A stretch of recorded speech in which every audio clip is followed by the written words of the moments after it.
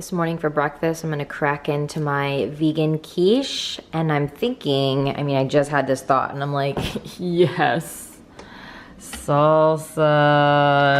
Oh my God, salsa makes everything better. So it's been one day since I've had a fridge of prepped food, and I just have to say that if I always had a personal chef, I would be huge.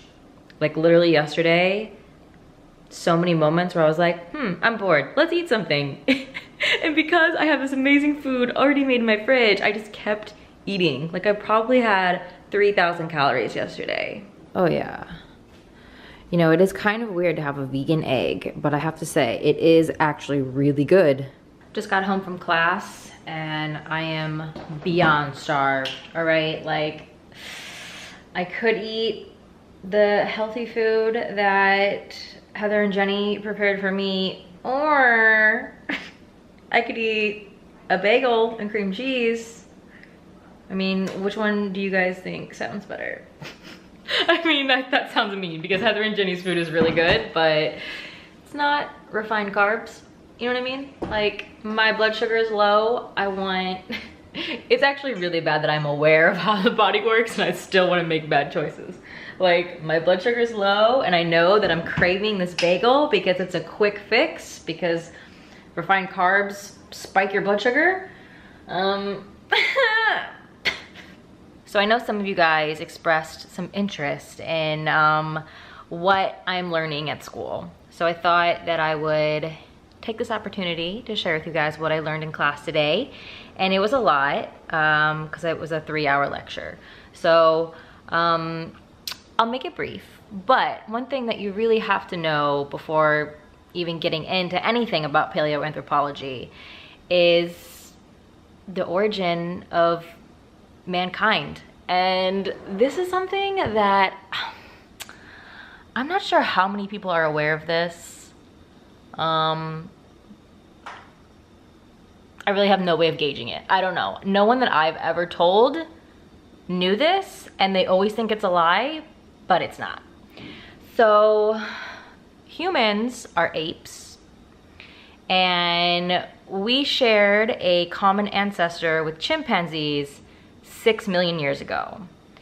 And a lot of people think that humans are some kind of special animal that was put on the world by God, but science says otherwise. Your mind will be blown a little bit if you're not willing to accept that we are apes. We really are just walking hairless apes. I'm sorry, but that's the truth. And today in class, I learned about what is called the early hominins.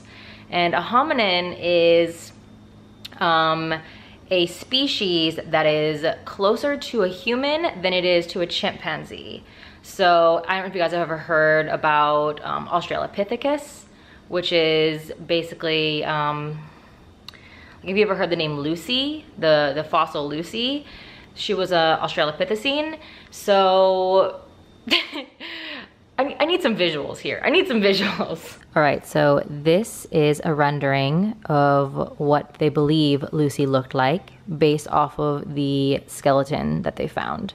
Here's a really interesting picture of what they may have looked like in their natural habitat. So in the beginning, we were more arboreal, meaning we lived in the trees. And then as we evolved and we became bipeds, meaning we could stand, we started spending more time on the ground.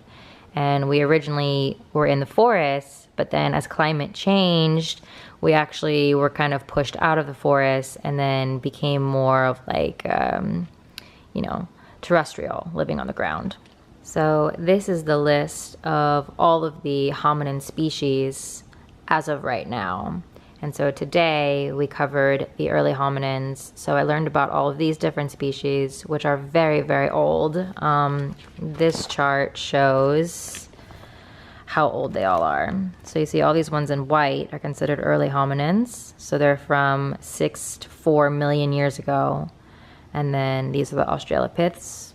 And then these are Homo. And that is us, Homo sapiens. I'm personally just so fascinated by all of this. I feel like maybe a lot of people it almost makes them depressed to realize that we're apes and that we're in the same family as chimpanzees and gorillas and orangutans and bonobos. But for me, it's so beautiful. Once you really study and understand evolution, it is so beautiful how all life is connected and how we're all related. All of us, all living things, we're all related. And it's just, I think it's empowering. I don't know. I think a lot of humans, want to think that they're superior to other life just because we have a evolved brain, which that's great, but that doesn't, I don't think that makes us superior. Just, we got lucky. We had some really good mutations that led to some very fortunate events, but I don't think that makes us superior, but that's just me. And I just want to put it out there, if you are religious, there's a lot of people that are religious and also believe in evolution. I know it's like a common misconception that you have to choose one or the other, but that's just simply not true. And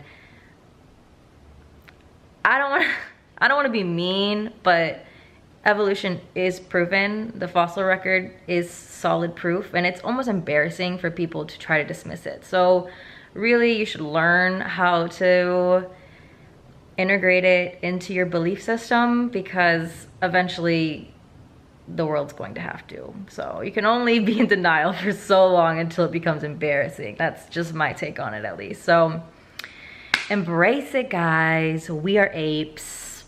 It is what it is.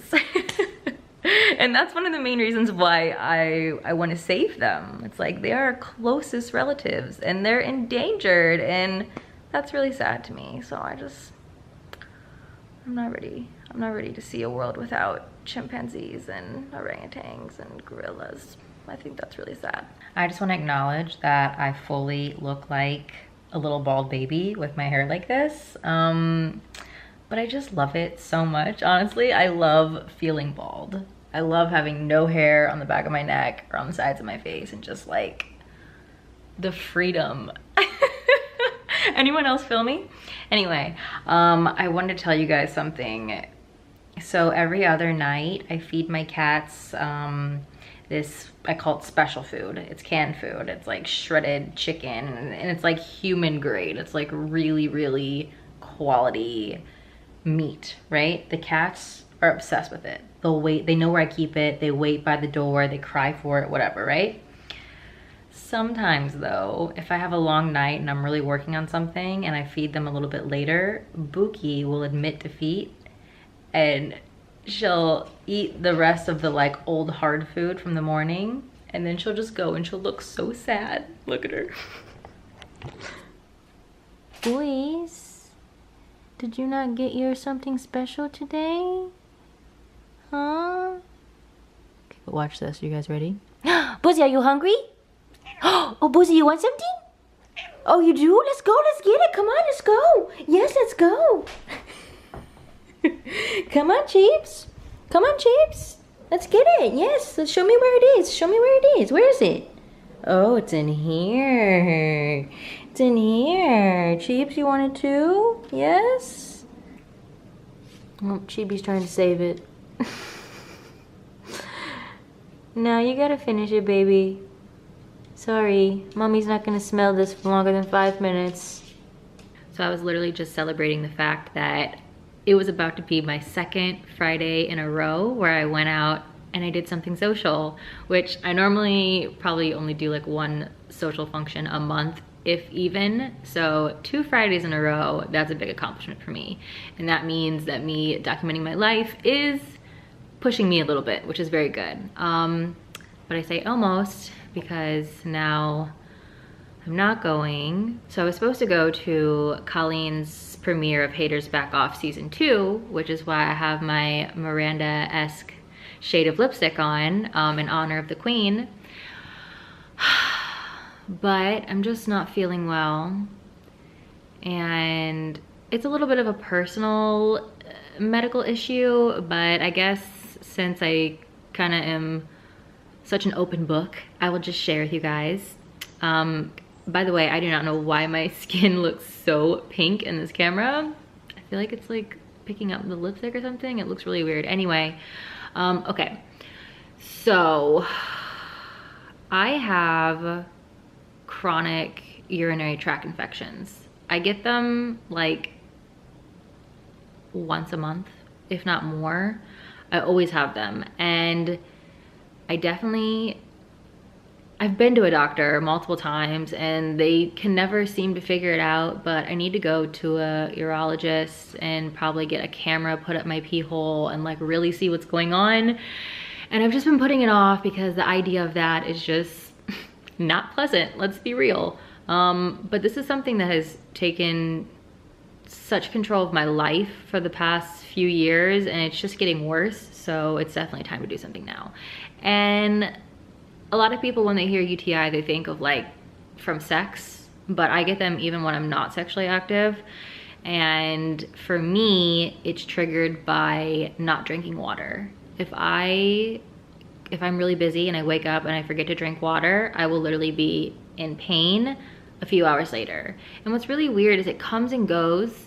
When most people think of UTIs, they think of like a week of pain, but mine can come and go in like a matter of a day. And I test on those little strips and they always say positive. I don't really know what's happening. I need to figure it out, but apparently there's blood in my urine and I just have like, I just have urinary pain. Does anybody else out there, like, I'd be really curious to know, because I know a lot of women watch my videos. Do you guys experience urinary pain? Like, it's not, we're getting really close. You guys love this. We're talking about urinary issues now. It's not like burning when I pee. It's just this really strong sense of discomfort. Like, it just feels like it's all I can think about.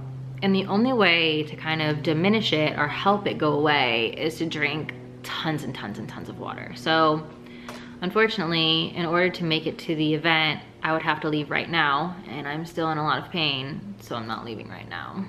I'm drinking a bunch of water. But just for fun, I'll still share my outfit with you guys. So my shoes are from Report.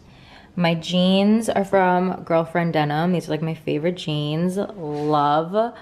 And this top is from H&M. My jacket is from Express, it's quite old. I think they still have these though. And then this is the same black choker that I wore last Friday.